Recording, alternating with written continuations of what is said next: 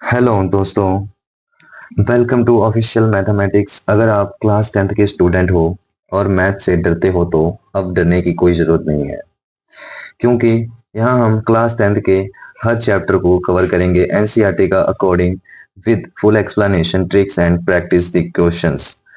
हम साथ में मिलकर टॉपिक्स जैसे कि real numbers, polynomials, pairs of linear equation, जितने भी चैप्टर हैं सबको कवर करेंगे। और लेट्स स्टार्ट बिना टाइम वेस्ट किए the first topic. First topic जो है वो है रियल नंबर।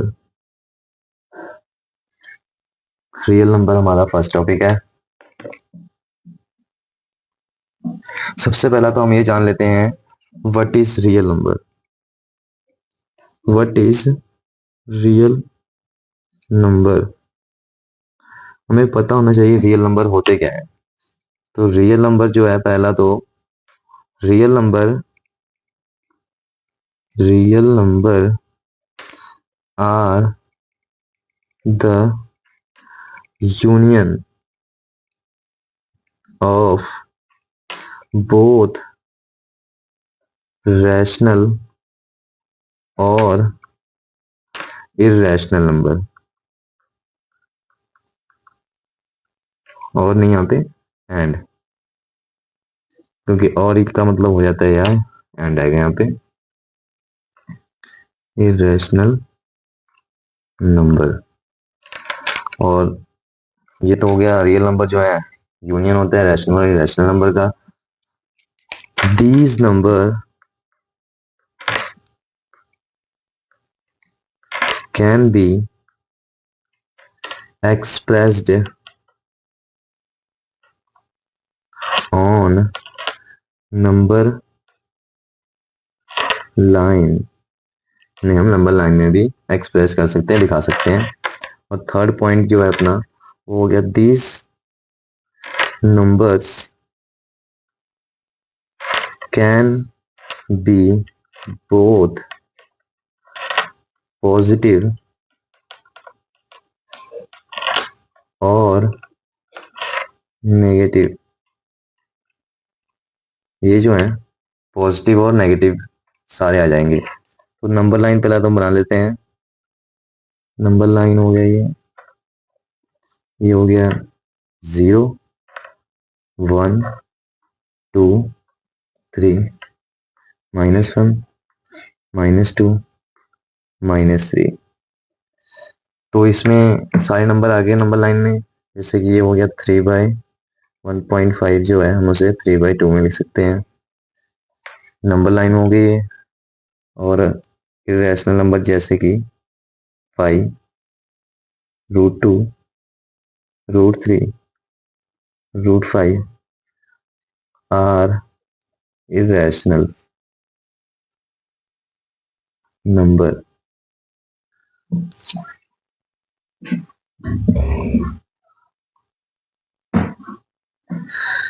तो गाइज, तो सेकंड जो है हमारा वो है fundamental fundamental theorem.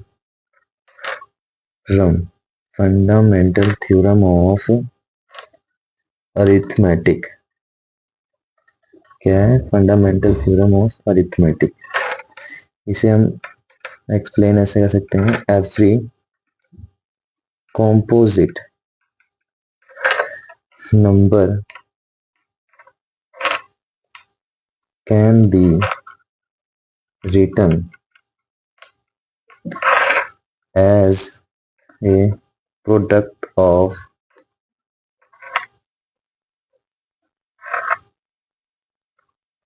prime in one and only one way।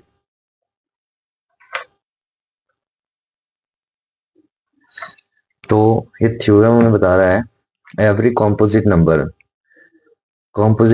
can be written as a product of prime in one and only one way। जो composite नंबर है उसे हम राइट कर सकते हैं product of prime number in one and only one way। एक ही तरीके से और एक ही तरह लिख सकते हैं।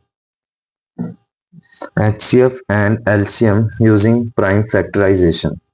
बेसिकली हमने प्राइम फैक्टर में HCF और LCM ही निकालना होता है। तो फर्स्ट हम देख लेते हैं एग्जाम्पल नंबर 1, 66 एंड 420 का HCF एंड LCM निकालना। पहले तो इसका हमने प्राइम फैक्टर कर लेते हैं। 66 का प्राइम फैक्टर क्या होगा,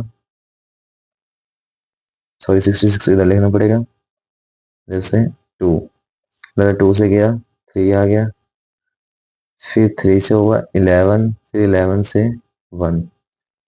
अब इसे भी सेम इसी तरह कर लेते हैं, इधर लिखता हूँ इसे मैं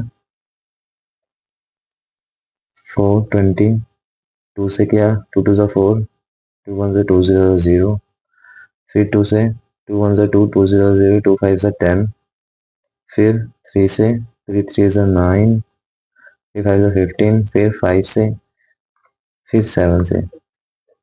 मतलब प्राइम फैक्टरी नंबर लेने हैं इसमें और कोई नंबर एक्स्ट्रा नहीं लेने हैं। तो हमारा इसे हम नेक्स्ट पेज पे करते हैं। तो चलिए नेक्स्ट पेज पे। तो गाइज नेक्स्ट पेज पे हम आ चुके हैं।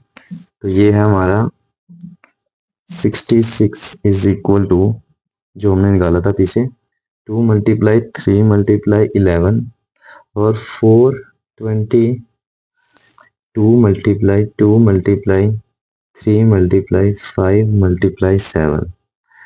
इसका सबसे पहला हम HCF निकाल लेते हैं। HCF बेसिकली सबको पता होगा, HCF हमने तो पढ़ा ही हुआ है पहले से 9th 8th क्लास में। तो वो हो गए हाईएस्ट कॉमन फैक्टर। तो इसमें कौन से हाईएस्ट कॉमन फैक्टर हैं, 2 मल्टीप्लाई 3, तो हाईएस्ट कॉमन फैक्टर 6 आ गया। एलसीएम जो होते हैं उसका है लोएस्ट कॉमन फैक्टर। एलसीएम लिखने से पहले मैं बता दूं एलसीएम में लिखना कैसे है। पहले तो हमने जो एचसीएफ निकाला है उससे लिख लेते हैं 2 मल्टीप्लाई 3। 2 मल्टीप्लाई 3 दोनों में कॉमन था, 2 और 3। इससे लिखने के बाद जो रह गए बाकी, ऊपर क्या रह गया 11, ये वाला, ये तो हो गया था कॉमन में। नीचे रह गया, ये हो गया, ये भी हो गया, ये रह गया 2 मल्टीप्लाई 5 मल्टीप्लाई 7, ये भी हो गया, ये भी हो गया। ठीक है, इन सबको मल्टीप्लाई कर लेते हैं। इन सबको मल्टीप्लाई करके आ गया 4620।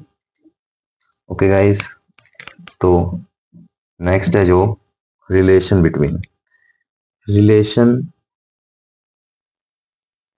बिटवीन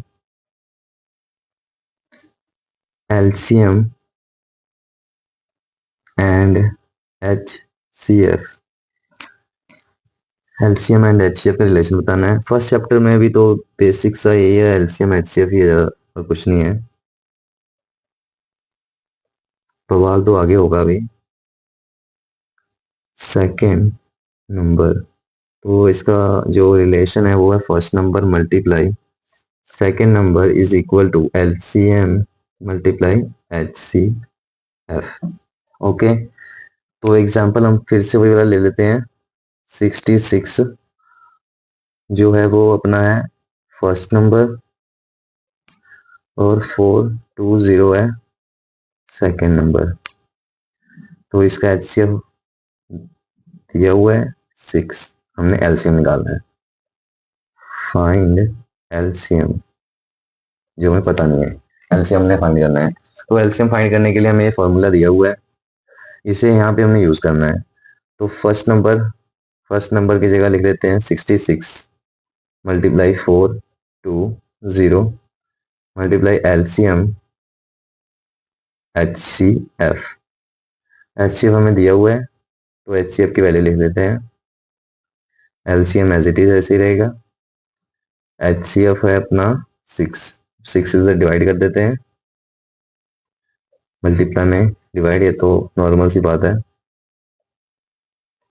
कटिंग कर लेते हैं, 6 1 जा 6, 6 1 जा 6, 11 मल्टीप्लाई 420 LCM, इसे हम सीधा करके लिख देते हैं LCM is equal to 11 multiply 420।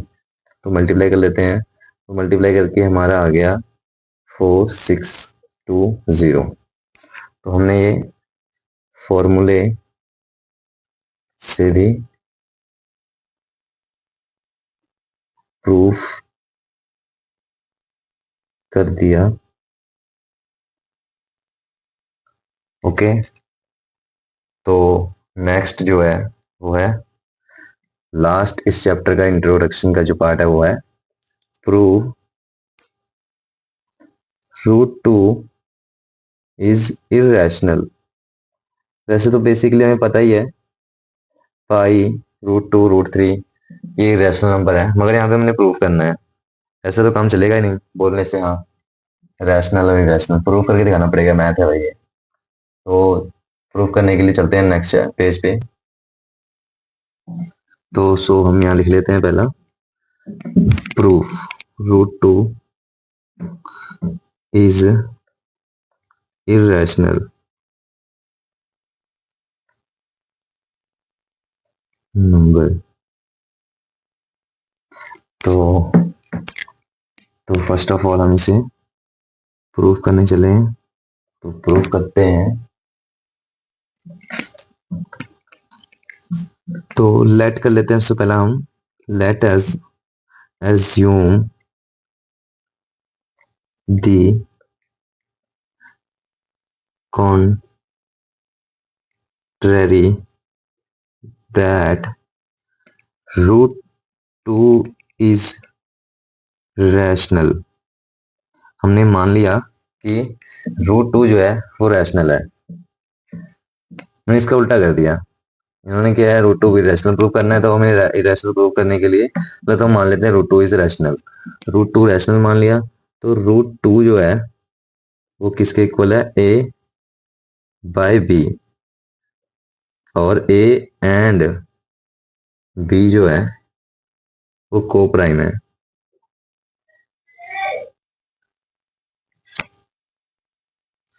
A and B are को प्राइम।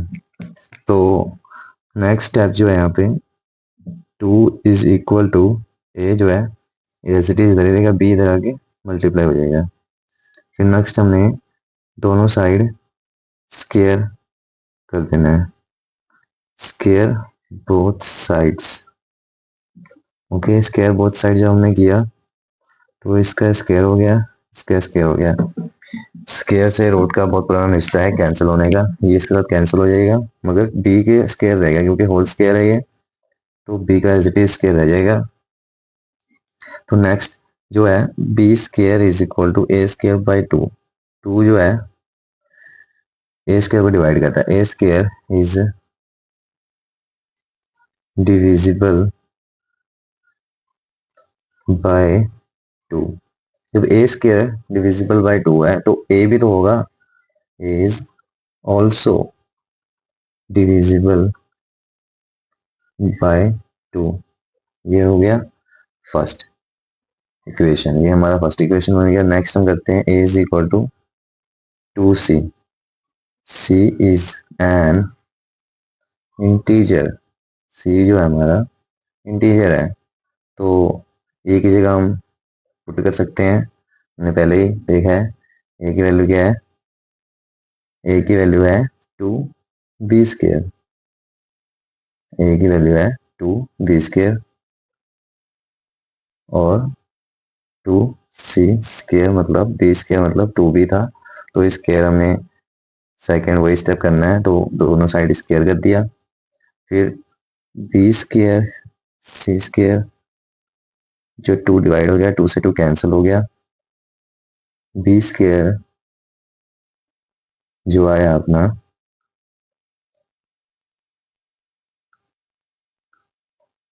2c², b² जो आया अपना 2c², b² अपॉन 2c²। तो यहाँ पे हमारा कंक्लूजन निकला b² is divisible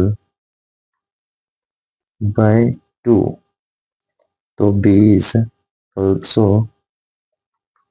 divisible by 2।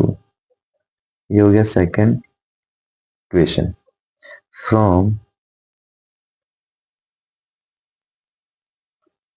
A equation मतलब फर्स्ट एंड सेकंड जो है हमें पता लगा कि A and be having same common factor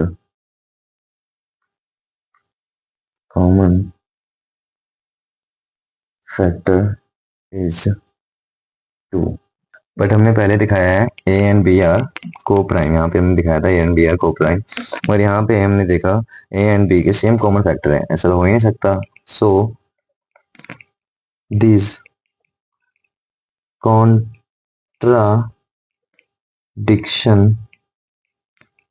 is arisen because